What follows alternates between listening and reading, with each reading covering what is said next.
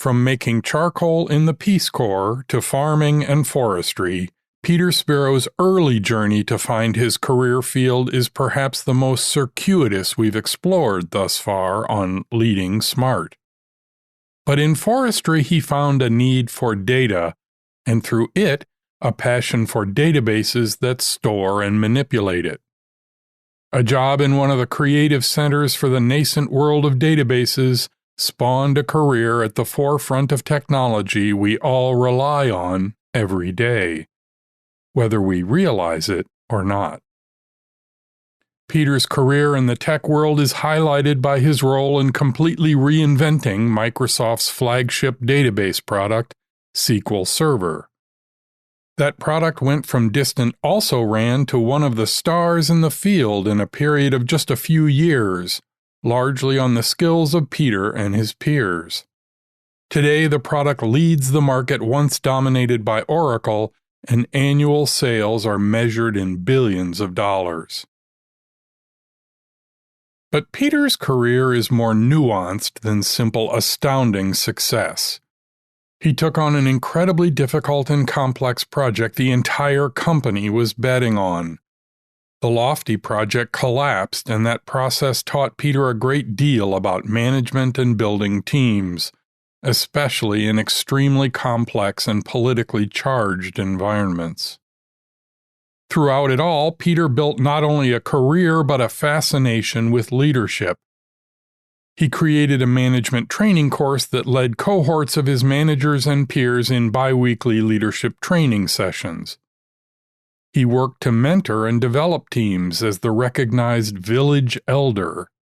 And now he's using his skills to help a variety of worthy causes in his post-tech life. Peter shared his passion for leadership in a fascinating conversation about his experience in periods of rapid change. And that's what this is all about.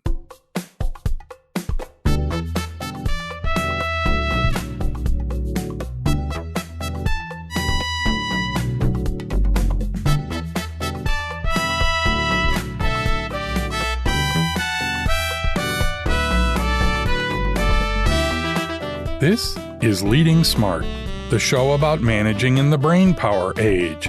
It's a field guide to the joys and challenges of leading and working in the modern workplace. I'm Chris Williams, your guide to the stories and ideas that I hope will inspire you to be a better leader in the world of knowledge work. This episode is another of my conversations with leaders. This time it's with a one-time charcoal maker and database expert, now a leadership maven. This is episode 221, my conversation with Peter Spiro.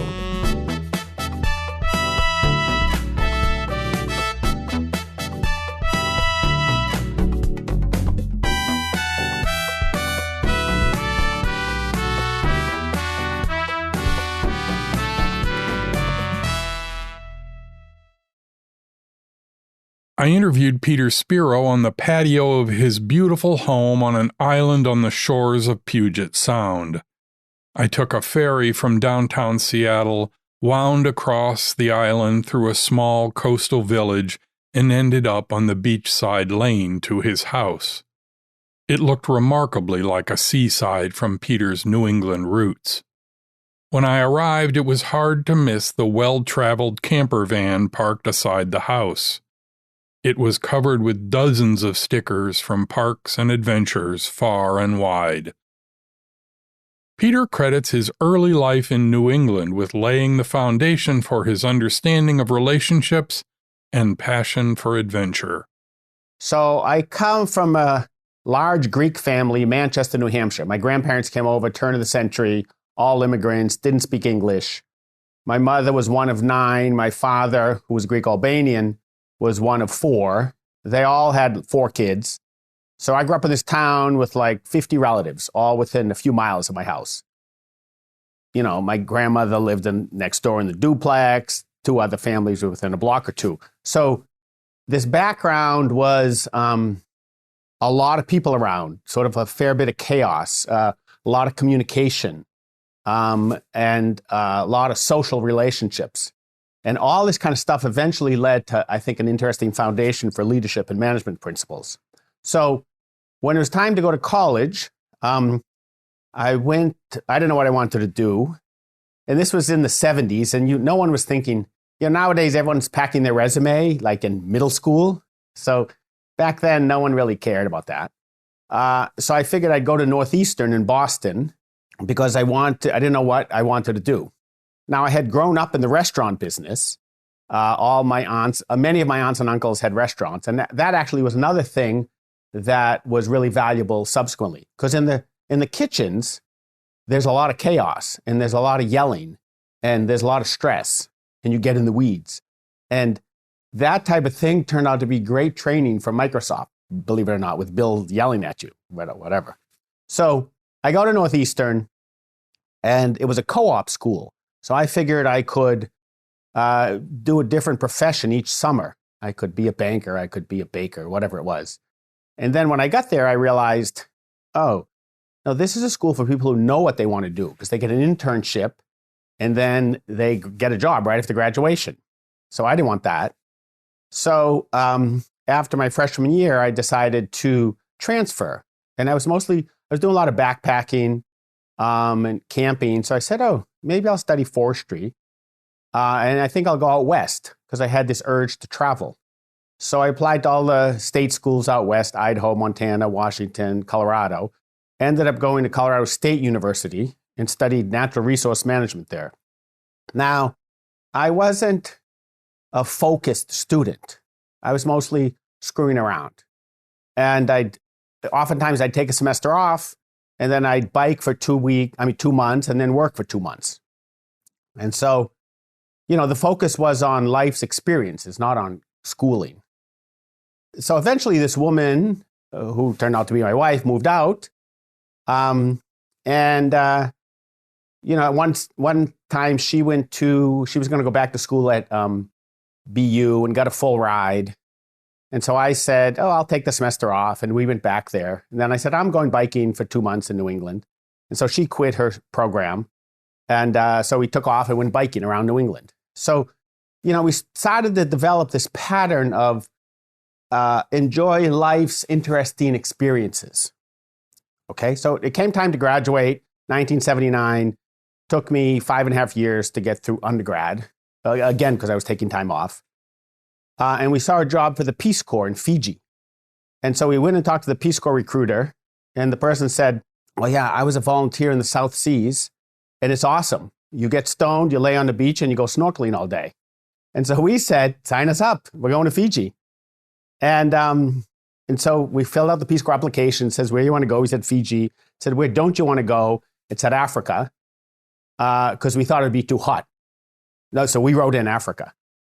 We finally got accepted, and they said, yeah, you're going to Upper Volta, West Africa.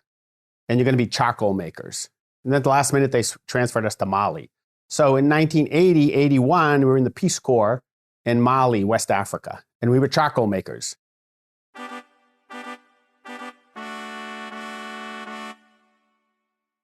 But we got out of there, and so we loaded up our car, 64 Chevy, and we plotted out a route across I-90, and we were going to go to Ann Arbor, Madison, Minneapolis, or Seattle. And she was going to study library science. We get into Madison. We liked the town, found a place to live, great college town in the Midwest. And so she starts going to school, and I become a corn farmer. And then after about a year of corn farming, we're planting corn and spudding it in the summer and harvesting it and seeding it. I realized not a lot of future in corn farming. And so PCs were just coming out then. And I had this idea. And so I said, I think I'll think about using this PC as a tool for private forestry consulting. And I'll use it for mapping software and growth projections. If you cut down 50% of your trees, you'll have this much more wood in 20 years, 50 years, stuff like that. So I pitched this idea to the head of the forestry department and said, why don't you let me in for a master's? And then we talked about my grades, and they were really shitty because I never went to class. He said, okay, I'll let you in on probation, right? The head of the department. And he gave me all these hard classes, and he told me to take the GREs, and I did all that.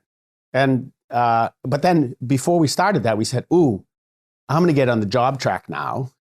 And so we took 6 months off and did a trip through Asia because we knew like once I finished my master's, my wife was getting a PhD in library science, like we'd have to get real jobs. And so we did 6 months traveling around Asia, Japan, Korea, Taiwan, Nepal, hiking, New Zealand.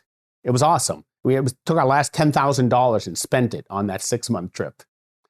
Came back, got into grad school, started taking both forestry classes and computer science classes. And then I became the lab manager of the forestry department. They had a PDP-11, about a dozen terminals. That was really interesting. And I started to realize these computer science classes are more stimulating and more interesting than this forestry work. So, had you had a mathematical background? So that's sort of the interesting thing because all through, growing up, I had more ability than I applied, and I was sort of bored, and I was fooling around, and things like that. So I had this natural math, logic, interest, and skill. It wasn't a question of talent. It was a question of what was stimulating enough to me at the time to apply myself. Yeah. And finally, when I got into computers, there was where I saw, oh, it's really interesting, right? And so I talked to the head of the computer science department. There's sort of a funny story there because I said, look, I've taken these 6 classes. I got all A's. Why don't you let me in? And he said, okay, sure. And there's a guy named Dave DeWitt, who I subsequently hired at Microsoft. And we started a lab with. And so then 2 weeks later, DeWitt calls me into his office and says, hey, Spiro, what the hell? Because he got my transcripts. He says, these transcripts are terrible. He got all C's and D's. And, but he said he would let me in the department, so he let me in. So I stayed like an extra year, did another 10 plus classes you needed for your master's. So in 85, at the age of 29, finally said, okay, we're ready for real jobs. At Madison, Peter almost accidentally fell into the database world. Databases are the underlying part of a computer system that store and retrieve information. You interact with database systems hundreds of times a day. In modern life, nearly every interaction involves dozens of database events, looking up information, logging where you've been, and so on. Every purchase you make, online or not, every phone call or text, the entire social media landscape are all deeply dependent on database systems. But when Peter was in grad school, databases were a new idea, and he just so happened to be there at the leading edge. I was lucky, and that Wisconsin-Madison at that time was probably the best department for database systems, and I found an interest in database systems. So I took like 2 database classes, then did a couple independent studies on databases. So when I was graduating, we had a first child by then, and we wanted to live back east because that's where all my family and my wife's family lived. Peter and his wife moved back home where he got a job at Digital Equipment Corporation, or DEC, a New England company that was the giant in the exploding mini-computer industry. This is 84, 85. The mini computers were sort of the top of the line computers. That's where you wanted to work. IBM was a little bit of, they were just starting to become dinosaurs. They weren't dinosaurs yet, but you knew that company was going to become dinosaurs. And DEC, Wang, Prime, Data General, those were, king of the hill. So applied to all those firms, did interviews, got accepted, ended up working at DEC, mostly because their job offer was a little more, and it looked like a great engineering organization. And they had this wonderful facility in the woods in southern New Hampshire, and it's like, man, I got it made. So I ended up there, and I was lucky because I got placed sort of right in the database group. And furthermore, right in the portion of the database, the kernel, the subsystem, the lower part that I was most interested in. So DEC was a great engineering company. The stuff I learned there was more about engineering and teams rather than leadership. So right when I got there, I got a great mentor, a guy named Steve Klein. He was still the best engineer. He's the best engineer I've ever met. His code was like poetry, beautiful. And so he was my mentor. And so like the first couple of big projects I did, I was working sort of under Steve's wing. I'd go write code for a month or something, and then we'd look at it. It was wonderful to have that type of mentorship. Now, one of the things I subsequently learned at DEC had a category of people called consulting engineers. And your manager couldn't promote you to consulting engineer. You had to have a package that you got references from other groups. And so DEC did a study once and said, where did our consulting engineers come from? Are they Ivy League schools? Are they just smarter? Are they Indians from IIT? You know, what's the common thread among the consulting engineers? And it turned out they couldn't find hardly any common thread, except for the fact most of them had a really good mentor early in their career. Because, you know, software engineering is a craft. It's like more of an art than a science. And so having someone teach you that at the beginning is incredibly valuable, and it sort of boosts your career for the rest of your career. And so I was lucky. I had that with Steve. Then, and a couple other lucky things happened. Steve ended up quitting after about 3 years, 2 to 3 years, because another competing group was getting funded by the database group. So he's like, I don't want any of this. So he quit. So I kind of got put into a position of informal leadership or seniority, so to say, early on in my career. So that was really valuable. Then I started hiring some great people. I realized, ooh, the teaching I got at Wisconsin-Madison, that's better than most of the people I see around here. It's very applicable, the database stuff we learned. So I went to Wisconsin, started recruiting, hired like 2 people. Next year, hired 4 people. Next year, hired 10 people. And then we had this big influx of Wisconsin-Madison grads. And in our team, at one point, we had like 8 people in the team. And there must have been 5 Wisconsin-Madison people.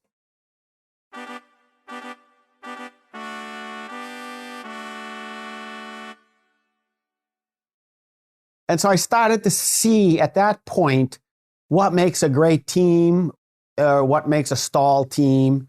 And I sort of started to think about the relationships amongst the teams and flow, right? Hitting the right flow amongst a team. And, you know, we had one guy was a tools guy, and one guy was the cleanup guy, and 2 other people would be responsible for more the bulk of the code. It's interesting to see the people in their roles and how they contributed to a sort of well-oiled machine. And then, you know, towards the end of that portion, I sort of became what was known as the technical director of the group. And so I started working more officially in a cross-group fashion with the operating systems. They were coming out with a new chip, new machines called Alpha, and the whole company had to get converted to that. So they took a database guy, an operating systems guy, a languages guy, some chips guys, the hardware guys, and they had a little task force. And so I kind of learned, I was sort of by far the most junior guy in that group. I was like a 6, 7-year guy. Everyone else was like 15, 20-year person. I started to see sort of how different groups can work together and who had insight into how to make these cross-group things work. So for me, DEC was this great learning experience as to how to be an engineer. At DEC, Peter worked on a database called RDB, which became the world's fastest database system. This got him and the whole team noticed in the tech world, and specifically by a young software company from Seattle called Microsoft. The person who noticed was David Vaskovich, a brilliant technical mind with a way with words and a knack for recruiting the best talent. So we became very successful with our product. It's called RDB. And we also had another product called DBMS, both built on the same core. When I got there, we were doing 3 transactions a second. And by the time I left, we were doing 3,600 transactions a second. So you don't get 3 orders of magnitude improvement very often. That's like really rare. And so we had become sort of some known people in the industry. When we hit 3,600 transactions a second, it was world record. And there's another person I should mention. Jim Gray got hired by Microsoft, and he sort of served as a mentor. I remember when I started, Gray and Tandem were doing 200 transactions a second. And we were like, oh my God, how do they even do that? It was amazing. And there's a conference in California called High Performance Transaction Systems. And this was sort of Jim Gray's conference. And it was like 60 people, invite only, had to write a paper. There was some little committee and you got invited. And these were the senior enterprise guys from Tandem, IBM, stuff like that. I'd given some talks previously, but Vaskovich showed up. Okay. Well, and we're all like, who the hell is this guy Vaskovich from Microsoft? That's a shitty little PC company. What's he doing here? So it turns out he had been talking to Gray, got himself invited. So he's up there, giving this talk. And it was a weird talk because we were all about transaction commit times and, logging and recovery and replication. And he's talking about this object-oriented languages stuff. And we're all like, what the hell is he talking about? But it turns out he was mostly there to poach a bunch of people. And from that conference, he ended up hiring at least 10. There's only 60 people there. He must have hired at least a dozen of them over the next 2 to 3 years. And that's how I sort of got pulled over to Microsoft. But that gets coupled with, at DEC, right after we set that world record, DEC was a hardware and a software company. And they were running into financial trouble, 93, 92, 93, 94. And the CEO, we had never met him before, Bob Palmer, comes in and says, great job, congratulations. We're all standing there so excited because we just set this world record. And he says, yeah, but we might end up selling you guys. We're like, what the hell? Because we thought it was our day of glory. Instead, he tells us he's going to sell us. And so right at around this time, Jim Gray says to me, Peter, you should go out and kick the tires. I'm like, what are you talking about? I figure I'm going to work at DEC for life, right? I'm set. And he says, no, you should get out and kick the tires. And so I interviewed for a couple of places in the Boston area. But, Vaskovich then met me and started recruiting me. And Microsoft was recruiting me sort of late 93, early 94, I guess it was. And, ended up with really such a good opportunity. It was sort of to get hired as a change agent. They had a little database team. But I figured the professional opportunity, the interesting place to be, Seattle, and as well as the financial opportunity was too good to pass up. So we had 3 kids by then. We were settled. We thought we were lifers in New England. But it was just too good an opportunity to pass up. So in 94, joined Microsoft.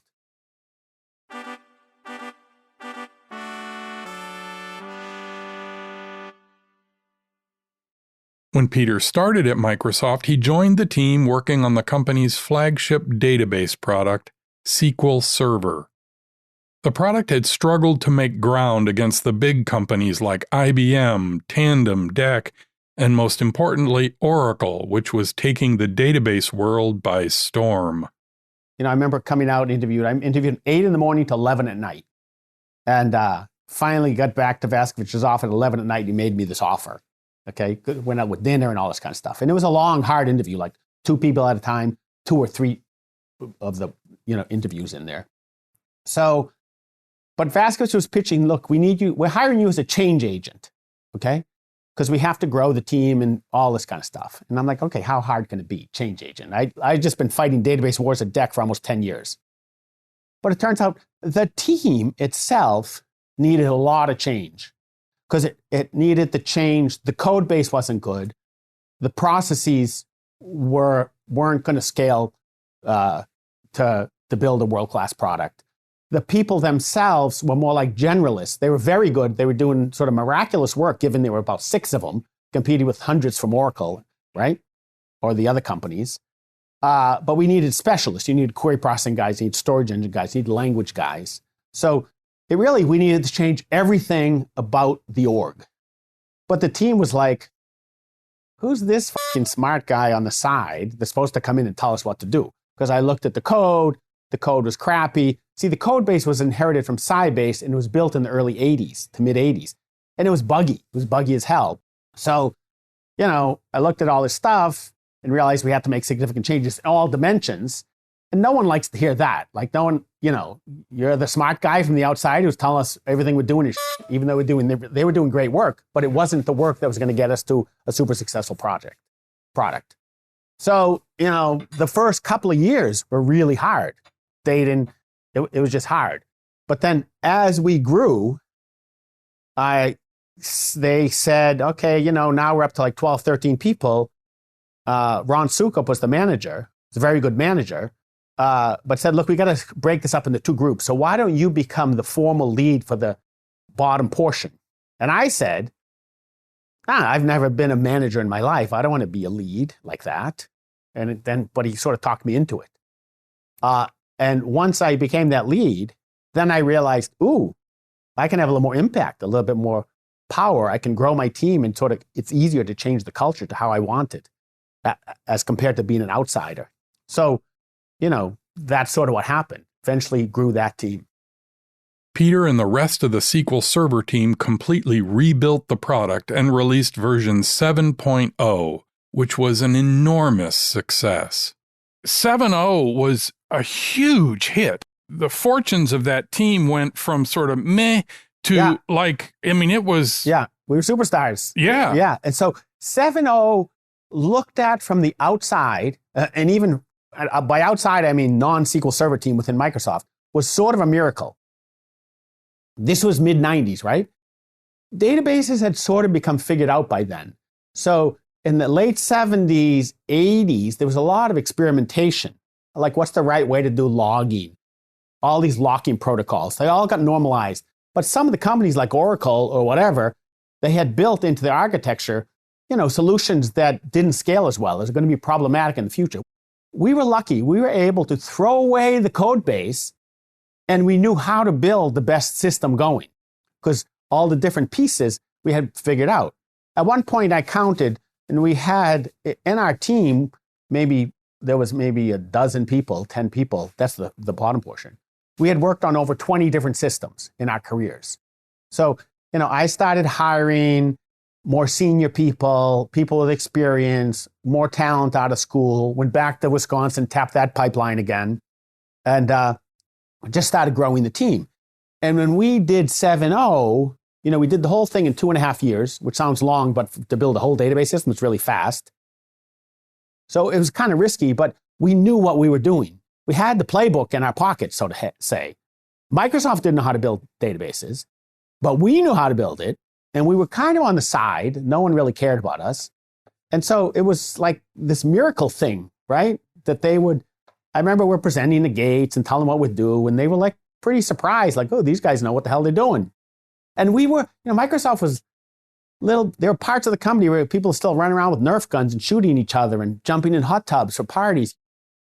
SQL Server 7.0 was a huge turning point, not just in the database world.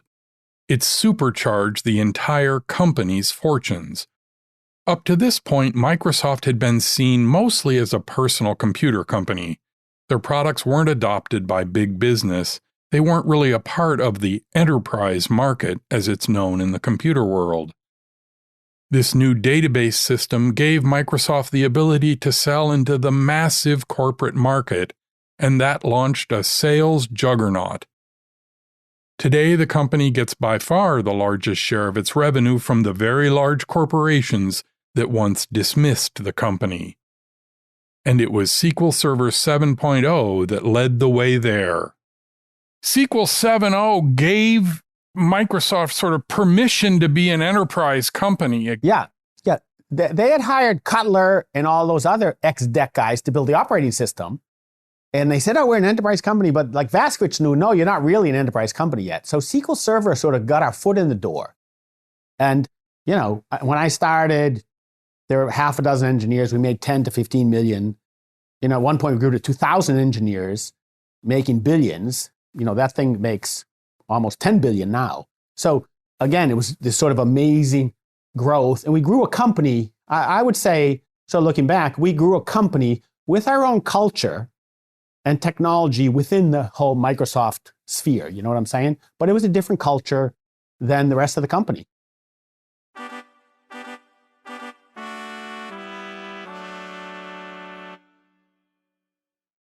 With the success of the SQL Server product, Peter was asked to lead one of the most ambitious projects in Microsoft's history. It was WinFS, which stood for the Windows File System. It was to be an entirely new creation, and it would form the foundation for literally every product in the company. The scope and impact of the project was breathtaking. But WinFS began with a tiny little project called Hailstorm that had no real direction and had been adrift for quite a while. And as so often happens when Peter made the mistake of pointing that out, they put him in charge of it.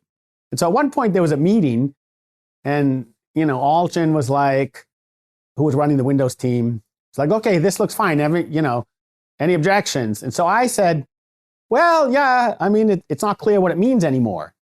And so they sort of said, okay, you're the smart ass, so we're going to end up giving it to you. And so they ended up pushing it to us. And to make matters worse, I didn't realize this, they really wanted to cancel it. So we had it for like 3 to 6 months. They're like, okay, we're going to cancel this. I'm like, what? You just gave this to us. Why are you going to cancel Hailstorm? So they decided to cancel it. So we had to tell the team, okay, we're canceling this. But they still wanted sort of the mission to go on. So we canceled the Hailstorm project, but that sort of morphed into like, okay, now we have to build WinFS. And so we had just come off, it's kind of, there's some hubris here, because I was like, okay, yeah, I did, worked successfully at DEC. Then we did SQL Server. How hard can this be, right?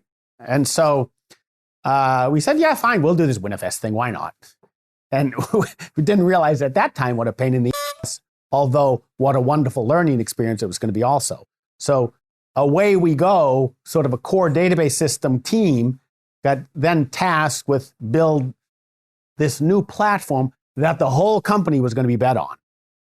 Was that team constructed out of people you knew? Were you handed that team? Did you recruit into that team? So we, all of the above. So we got handed a couple teams, which was really problematic because they had different cultures. And they didn't really want to be joining this SQL team. So we sort of had instant team. That was a pain in the ass. The SQL Server team wasn't that interested in it. Like, why are we doing WinFS? We're making a ton of money over here with SQL Server. We know we have 10 years of innovation in front of us. Why get us confused there? Then the company was pretty much bet on it. Bill was then pushing everyone. Outlook, Office, Exchange. The Windows shell was going to be layered on it. So Access. So we sort of said, look, give us one customer to start. And they said, no, you need 2, you need 3. Then they kept pushing us. So pretty soon the whole company was layered on us. We were incubating this technology while the company was bet on it. I remember the first year we were just experimenting because we were incubating, right? And, people were looking for schedules, like long-term, 2-year schedule out from that. And I said, we don't know the schedule, we're incubating. So, but, they wanted a really clear schedule. And so there were a lot of issues with WinFS around the technology, what it was supposed to be, the people, the dates, in all dimensions.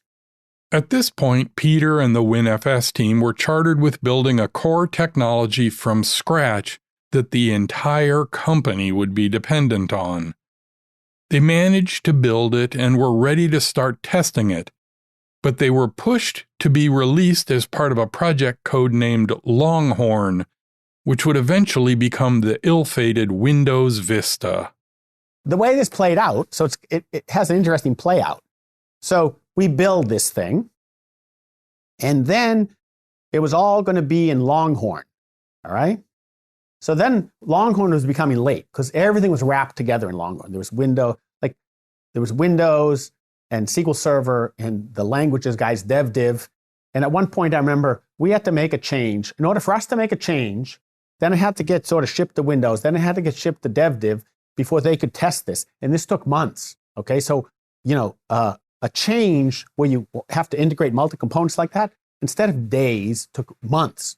It was insane. And in general, no one had a good handle on Longhorn, right? I remember at one point, Longhorn had 50,000 bugs in their database. And you don't know what the hell's going on when you got 50,000 bugs, right? Backlog. So Alchin was sort of asking about schedule. No one had a good answer on schedule. So we had this meeting and said, what are we going to do here? They said, we need to pull this in. We're only going to have one beta, and it's got to ship by the end of this year, the subsequent year. And I said, look, we're an enterprise platform. I can't go out with one beta. That's not, I think I can make that date, but I cannot go with one beta. And no one's going to make that date because there's too many interactions. And others said, no, we can make the date. We can make that date. And so I said, I can't make the date. So we pulled ourselves out of Longhorn. Now, it's sort of a funny story, and I don't want this to sound bad, but so then Steve calls me in his office and says, okay, we got to write the marketing thing as to why Longhorn slipped. And so WinFS is the problem. I'm like, we're not the problem, right? And so I was up there and having to write that. And, that was super painful. But at the same time, one of the things I was most proud about is the team. We told the team and we said, okay, we pulled ourselves out of Longhorn and we're going to keep building the thing. We'll ship it in the subsequent release. And most teams at that point would implode, right? We had 150 people working on this for 2 years. And all of a sudden you're kicked out of a release, so to say. But we only lost like 2 to 3 people, in part because we had hired people who were comfortable with the risk, who liked risk, who weren't afraid of it. We had kept them informed the entire time. They were mature about it. And we just said, okay, we have another milestone. This was about in August. We said, okay, we got a new milestone. It's end of December. We got to do this because in order to hit our beta for March, we got to do this. So we just, managed to flip the team, create a new plan, and away we go. But alas, though they kept building the project, WinFS couldn't find a home and was never going to be released. That's when Peter faced a crucial decision. We can either keep going with this and implode, or we can cancel it ourselves, cancel the WinFS project, but let's take the technologies and roll them into SQL Server. So a good portion of the stuff we had built then got rolled into SQL Server. And then we rolled the team back into SQL Server also. So there was a real interesting piece about this, which was we had hired lots of great talent. In some senses, it was an overqualified team. At one point, I remember most of Microsoft had like 2% partners. We had like 10% partners. So, and we had hired people who weren't database people, right? They were design people or user experience people or network people or stuff like this. So it was interesting. We brought more interesting talent into the team. So when we decided to stop working on the thing called WinFS, as we moved the technology back, we moved the people back also. And a lot of people were pissed about that. A lot of the original SQL guys, because they're like, wait, you guys just failed, right? Why are you taking Samit, who's obviously a brilliant guy, but putting him in charge of the engine? And so we had a real tough cultural moment around, should we penalize these guys for not shipping? Even though if you consider all the factors around what they did great work. Or should we utilize their talents at the expense of other people feeling pissed? And some of the real talent, as they came back, took over jobs that other people had been in. But these guys were better people. And so that was a real tough period there. When I first talked to Peter, I said that, at least externally, WinFS was widely viewed as a failure, but he recoiled at that description. He felt he learned a great deal about managing teams through that experience. One of the crucial things was communication. He had been quite diligent about keeping the team up to speed throughout the many twists and turns of the project. So I learned more on that WinFS journey of 3 to 4 years than I would say I learned in the previous 10 about leadership, okay? And one of the things we did was every Friday, we got the whole team in a room, had pizza and beer, and for an hour meeting, and we didn't have slides, and I would be up front drinking a beer. How big is the team at this point? 100, 120. Okay, something like that. Okay. Yeah, and fit in one of those bigger conference rooms, not the monster ones, because those are too big, but whatever. And my leadership team would be in there, and we'd talk. Well, we talk about how we're progressing, stuff like that, but we'd also talk about the sort of our status in the company. Hey, we talked to Bill this week and blah, blah, blah. And we were talking to Bill like every other week. It was a big pain in the ass. Like everyone's dying to get time with Bill, right? We were like, oh, damn, we got to go talk to Bill again because it was, just painful. Well, and you were right at the center of a whole lot of pieces. Yeah, right. But we would tell them, sort of the political winds of what's happening. Like I remember telling them, okay, it was December. Alston's going to cancel us unless we get to this performance goal by March, right? And so we were very transparent. And it wasn't like a prepared slide deck. I was up there drinking a beer, shooting the shit.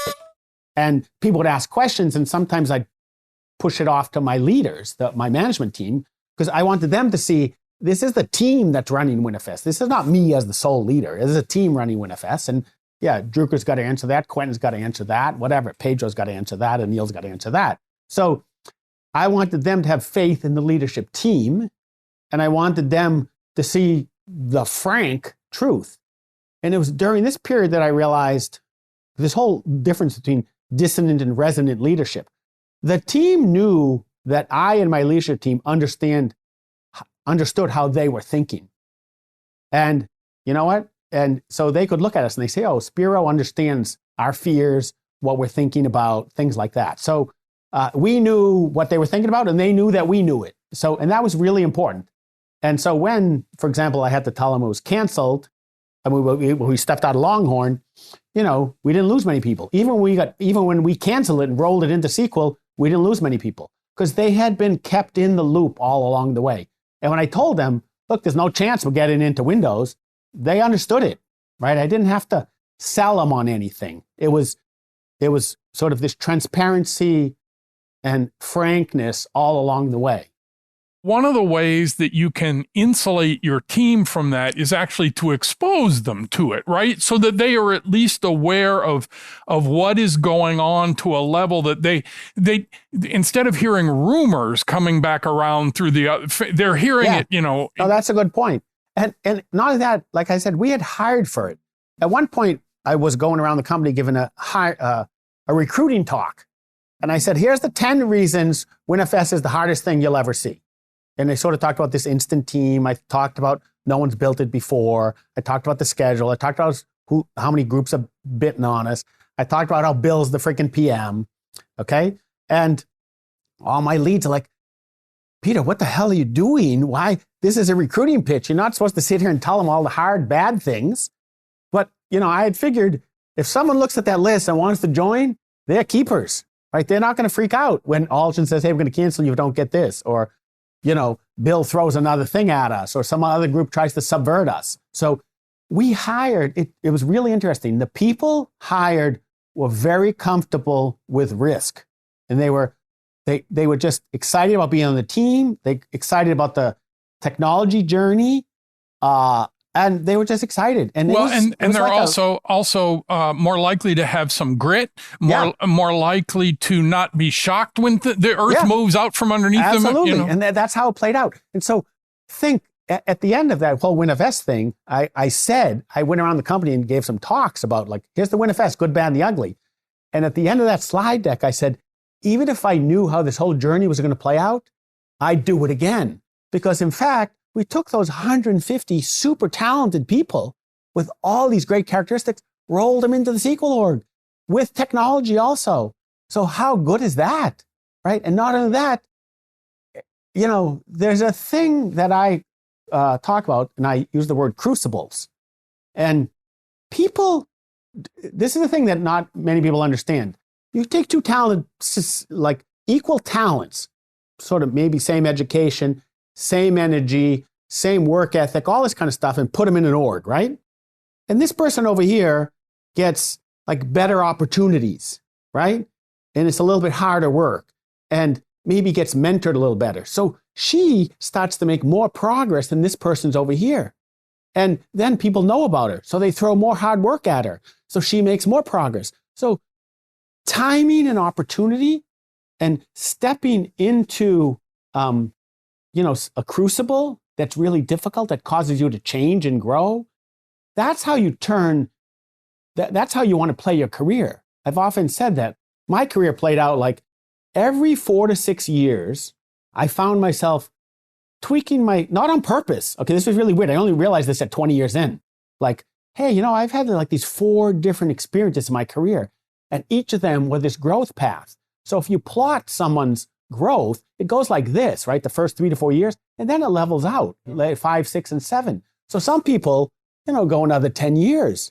and they haven't grown. What you really want to do is grow and grow and grow and grow. So then you realize 20 years later, man, I've had these I've gone through these crucibles. They're really hard. I've got tremendous growth.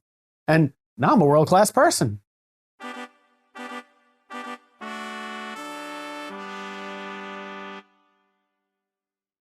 During this time, Peter also decided to create his own leadership training within his organization.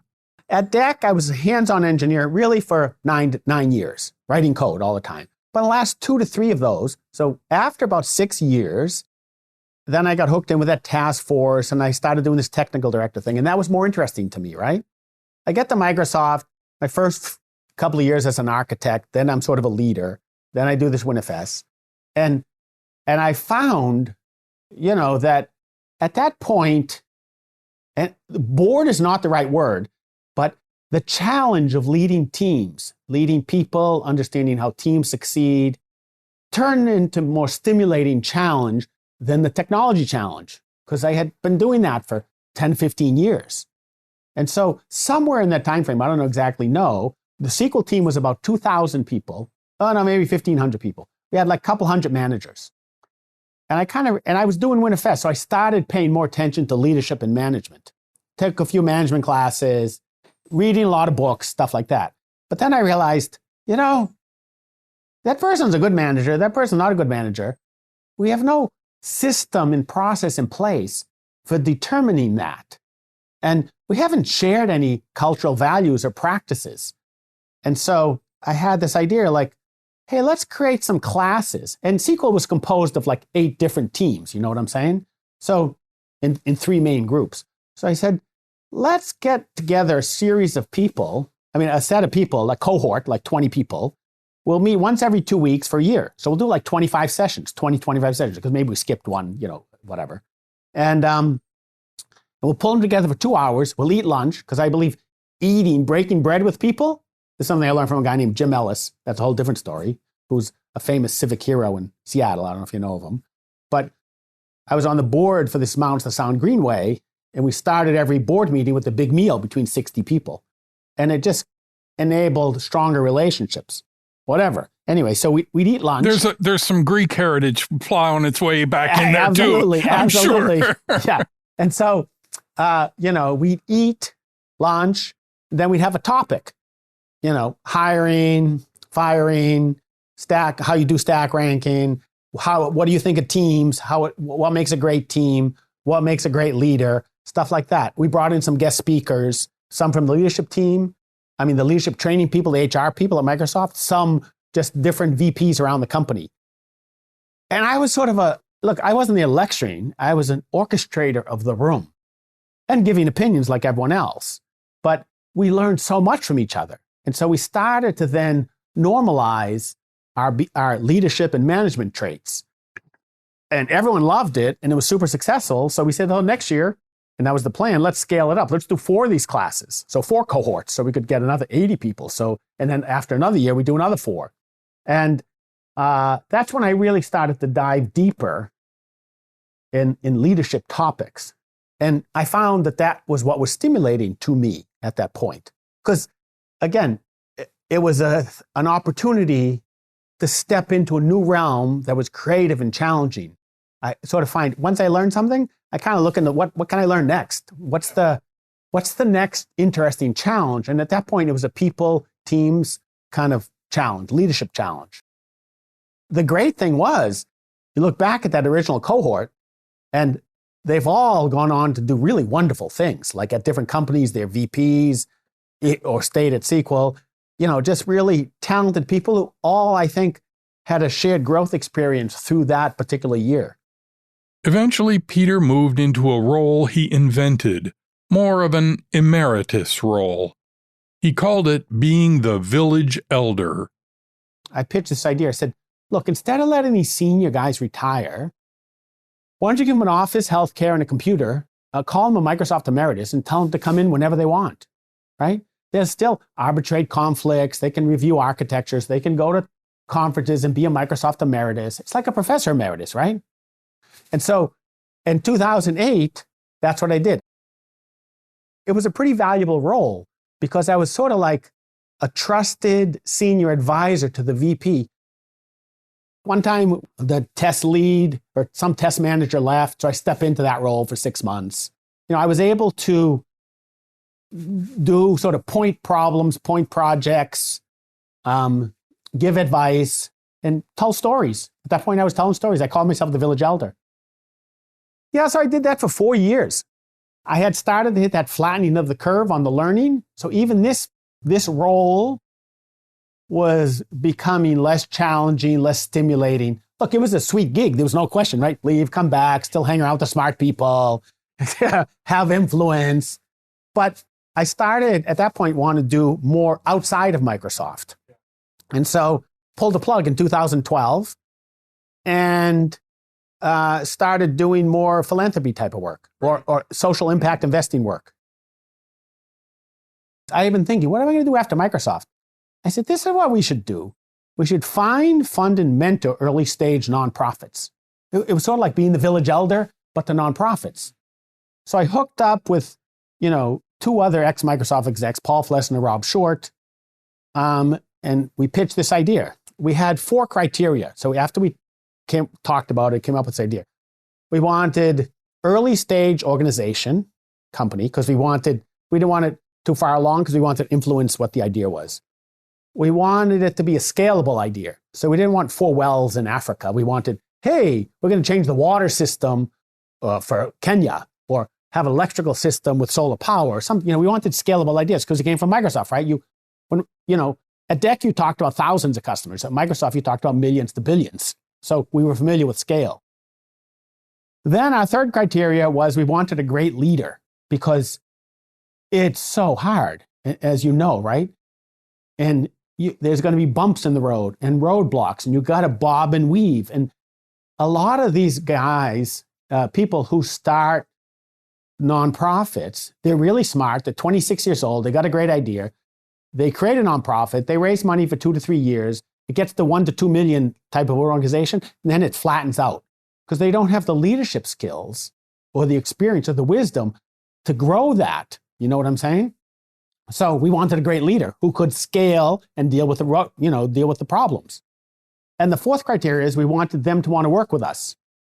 His group funded World Reader, whose CEO, David Risher, I interviewed a few weeks ago, and Peter served as the board chair for the better part of a decade. They also funded a few other organizations, but they couldn't find the progress they were seeking in the nonprofit world. And then we kept looking and we couldn't really find what we wanted. And so we said, why don't we start investing in social enterprises? So for-profit companies that have a social cause. And so we started doing that instead. And so we found a company that had a reading comprehension app. So again, same criteria, early stage, scalable, good leader, great leader, want to work with us. They built a really nice product. That product eventually got bought out. And look, we're not trying to make, I'm like Google, I'm going to make a ton of money. It's more like, let's work with some smart people doing interesting things that are valuable for society.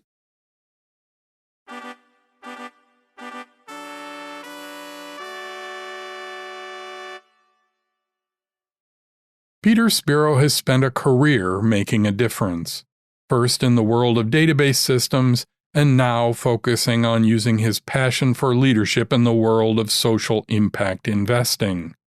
I want to thank him for the fun conversation and for sharing his experience with us.